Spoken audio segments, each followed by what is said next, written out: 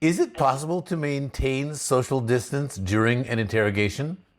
No, because the room is 6 by 6.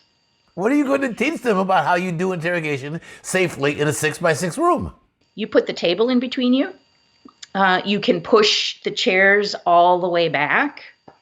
You can still keep the suspect handcuffed to the wall so that they can't reach across and touch you should, you piss them off. Does an interrogation lose any of its vigor if the interrogator is wearing a mask? Yes, it's very difficult to see facial expressions if you're wearing a mask.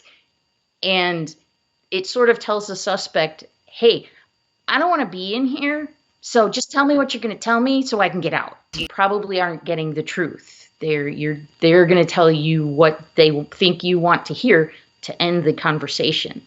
The game that you play in an interrogation is to keep talking.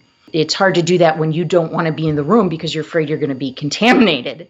If you're not wearing a mask, aren't you putting the suspect at greater risk?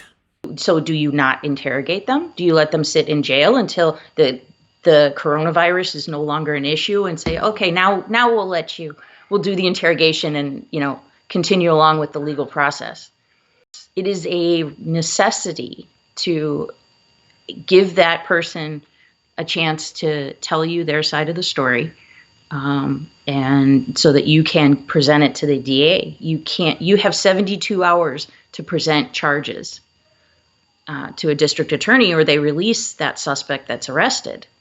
If you don't interview them or interrogate them about what happened, if they're innocent, then that case goes to the DA's office based on what the victim said, and only the victim or witnesses.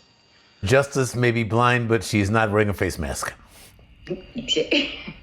I'm sure there are detectives or officers that are wearing face masks, and I'm not saying you can't.